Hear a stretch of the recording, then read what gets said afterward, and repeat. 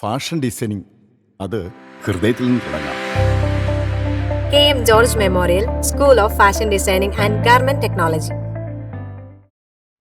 നഗരത്തിൽ ദിവസങ്ങളായി കുടിവെള്ളമില്ലാതായതോടെ റോഡ് ഉപരോധിച്ച് പ്രതിഷേധവുമായി നഗരവാസികൾ രംഗത്ത്.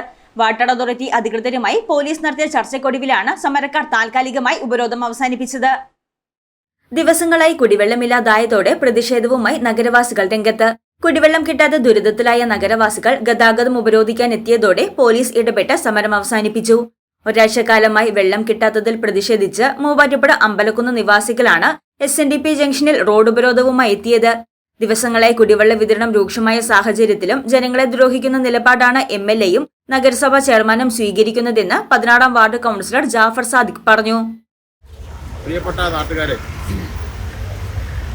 കഴിഞ്ഞ 9 തീയതി മുതൽ നമ്മുടെ പട്ടണത്തിൽ കുടിവെള്ളം രൂക്ഷമായിട്ട് മുടങ്ങിയിരിക്കുകയാണ്. വളരെയധികം ജനങ്ങളാണ് കുടിവെള്ളമില്ലായ്മ കൊണ്ട് നമ്മുടെ സമൂഹത്തിൽ നഗരത്തിൽ അധികൃതർക്കാണെങ്കിൽ യാതൊരുവിധ ഉത്തരവാദിത്വമില്ലാത്ത രീതിയിലാണ് പോയിക്കൊണ്ടിരിക്കുന്നത്. ആദ്യമായൊക്കെ അങ്ങനെ അല്ലായിരുന്നു എങ്കിൽ പോലും ഇതിൻ്റെ രൂക്ഷഭാവം വളർന്നു വരുമ്പോഴത്തേക്കും അധികൃതരും ഈ പറയുന്ന ഒരു ജനങ്ങളെ പറ്റിക്കുന്ന രീതിയിലേക്ക് മാറിക്കൊണ്ടിരിക്കുകയാണ്. ഞാൻ പറയുന്നത്, ഇവിടെ ഭരണാധികാരികളുണ്ട്, മുനിസിപ്പൽ ചെയർമാൻ തൊട്ട് MLA വരെയുള്ള ആൾക്കാരുണ്ട്. MLA സജീവമായിട്ട് നാട്ടിലെ പ്രശ്നങ്ങളുമായിട്ട് ബന്ധപ്പെടണം. MLA തിരഞ്ഞെടുത്തിരിക്കുന്നത് നാട്ടിലെ ജനങ്ങളുടെ പ്രശ്നങ്ങളായിട്ട് ബന്ധപ്പെടാനാണ്. അതുപോലെ നഗരസഭയിലെ ചെയർമാൻ ഉൾപ്പെടെ ഒരു കാര്യത്തിൽ ഒരു ശുഷ്കാന്തിയുമില്ലാതെ നാട്ടിലെ ജനങ്ങളെ പറ്റിക്കുക, ദ്രോഹിക്കുക, വഞ്ചിക്കുക എന്നല്ലാതെ വേറൊരു നടപടിയും MLAയും സ്വീകരിക്കുന്നില്ല, ചെയർമാൻ സ്വീകരിക്കുന്നില്ല, അധികൃതരും സ്വീകരിക്കുന്നില്ല. ഇപ്പോൾ പ്രശ്നം കഴിഞ്ഞ ദിവസങ്ങളിലെല്ലാം വിവിധ പ്രദേശങ്ങളിൽ, ഈ അമ്പലംകുന്ന് ഉൾപ്പെടെയുള്ള പ്രദേശങ്ങളിൽ വെള്ളം കയറിയിട്ട് പോലുമില്ല. ഇപ്പോൾ അധികൃതർ ഇങ്ങനെ നോട്ടീസ് ഇങ്ങനെ ഇറക്കിക്കൊണ്ടിരിക്കുകയാണ്. എന്തിനു വേണ്ടിയിട്ടാണത്? നാട്ടിലെ ജനങ്ങളെ പറ്റിക്കാൻ വേണ്ടിയിട്ട്.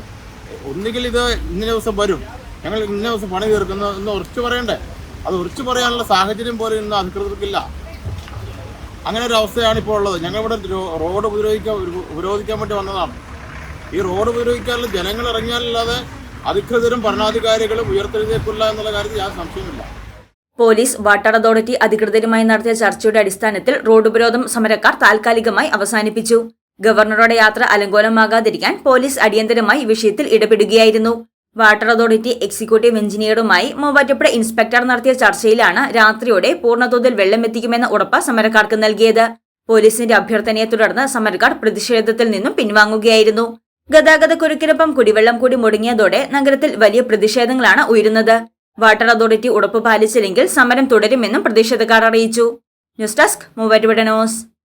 അഹല്യയിലെ വിദഗ്ധരായ ഡോക്ടർമാരുടെ ചികിത്സ കൊണ്ട് എനിക്ക് എന്റെ കാഴ്ചശക്തി പൂർണ്ണമായും തിരിച്ചു കിട്ടി. ഇപ്പൊ എനിക്ക് ഈസിയായി വായിക്കാം. നേത്ര സംരക്ഷണത്തിന് നമ്മുടെ Ahalya. Ahalya foundation eye hospital, കേരളത്തിൽ എല്ലായിടത്തും.